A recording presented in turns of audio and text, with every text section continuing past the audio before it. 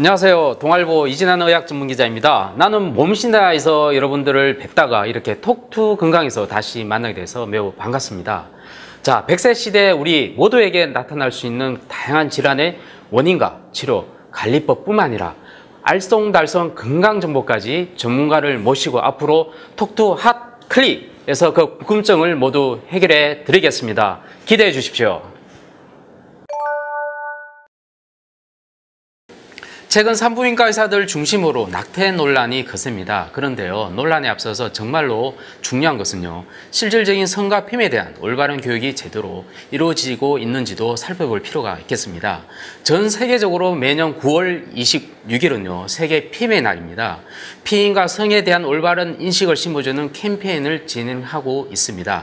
자, 오늘은 원치 않는 임신을 줄일 수 있는 방법, 올바른 피임에 대해 알아보겠습니다. 우리나라는 피임에 대한 인식과 실천이 매우 저조하죠. 특히 20세기의 가장 위대한 발명품이라고 불리는 경구 피임약은 유독 오해와 잘못된 정보가 많은 것 같습니다. 자, 오늘 이 시간 산부인과 전문의 김정현 선생님을 모시고 경구 피임약에 대해서 이야기 나눠보고자 합니다. 선생님 안녕하세요. 안녕하세요. 네, 요즘 아침 방송에 자주 출연해서 그런지 얼굴이 매우 익숙합니다. 네, 감사합니다. 네, 한번 인사 한번 하시죠, 선생님. 네, 안녕하세요. 산부인과 전문의 김정현입니다.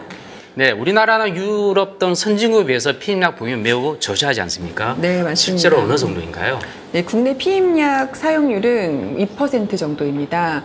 유럽의 39.5%에서 48.4%에 달하는 프랑스나 체코에 비교하면 굉장히 저조한 그런 상황입니다.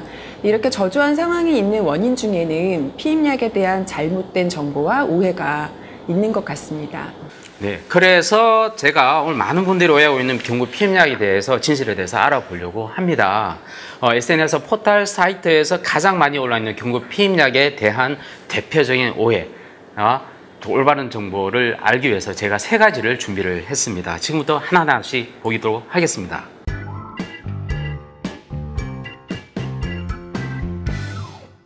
네, 제가 차트를 하나 준비를 해왔습니다. 일반인들 가장 오해하는 첫 번째 넘버원 한번 뜯어보도록 하겠습니다. 짜잔, 뜯어볼까요? 네. 같이 뜯어볼까요? 하나, 둘, 셋. 네, 자, 첫 번째 오해. 경구 피임약을 오래 먹으면 불임이 된다. 네, 이런 얘기 참 많이 듣지 않습니까? 네, 현장에서요. 가장 대표적인 그런 네. 오해라고 볼 수 있죠. 네, 실제로 어떤가요? 네, 일반적으로 피임약을 중단하면 바로 다음 달에 가입 능력을 회복이 됩니다. 개인적인 차이를 고려하더라도 보통 2, 3개월 내에는 가입 능력을 회복하게 되고요. 실제로 유럽에서 피임약을 복용하는 한 2,000여 명의 여성을 대상으로 가입 능력 회복에 대한 조사를 했었는데 10명 중에 8명이 2년 내에 임신이 되었다는 보고가 있습니다. 그러니까 연령에 상관없이 장기적인 이런 피임약의 복용이 임신 능력에 크게 중대한 영향이 없다. 이걸 밝혀진 그런 내용이었고요. 또 WHO에서도 피임약은 중단한 다음에 바로 가입 능력을 회복하는 피임법이다라고 소개하고 있습니다. 네, WHO 세계보건기구에서도 안심하고 드셔도 된다라고 말할 정도로 불임에 큰 영향은 없다라고 말씀을 해주셨군요. 자, 안심하고 복용해도 될 것 같습니다. 자, 두 번째 오해를 한번 보도록 하겠습니다. 한번 같이 또 뜯어볼까요? 네. 자, 넘버 2, 두 번째 오해, 가장 많은 오해. 하나, 둘, 셋. 네, 바로 경구 피임약은 부작용이 심하다. 네, 모든 약들이 다 부작용이 있지 않습니까? 근데 그렇죠. 경구 피임약이 유독 부작용이 심하다고 생각하는 분들이 많이 있는 것 같습니다. 특히 부작용 그러면 가장 대표적인 어떤 걸 말하는 건지요?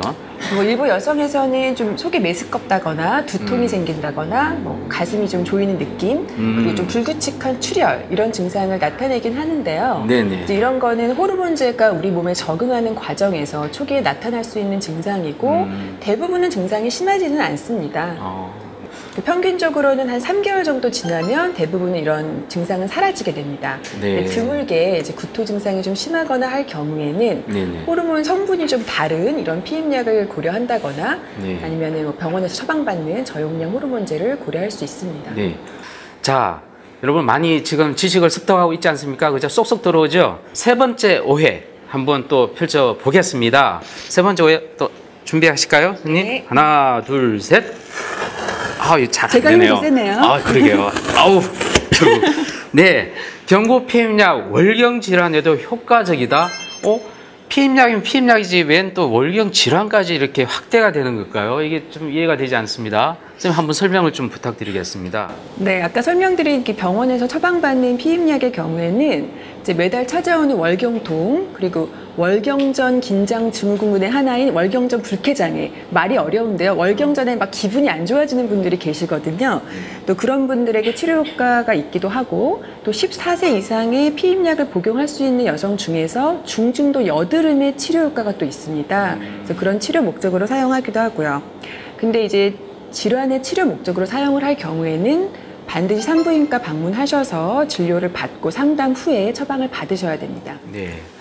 자, 이렇게 오해가 상당히 많이 있었습니다. 자, 여기까지 경구 피임약에 대해서 우리가 자세히 알아봤는데요. 불임 가능성과 같은 오해처럼 정확하지 않는 정보들로 인해서 피임약 복용 꺼려한 분들이 매우 많습니다. 오늘 말씀을 들어보니 이러한 오해들이 더 이상 퍼지지 않고 제대로 올바른 정보가 전달되어야겠다는 생각이 듭니다. 김전 선생님, 오늘 마지막 한마디 또 부탁드리겠습니다. 네, 경구 피임약은 복용 방법을 잘 지키면 피임률이 99%에 달하는 아주 효과적인 피임법인데, 잘못된 오해 때문에 꺼리는 분들이 많아서 전문가로서는 굉장히 안타까운 심정입니다.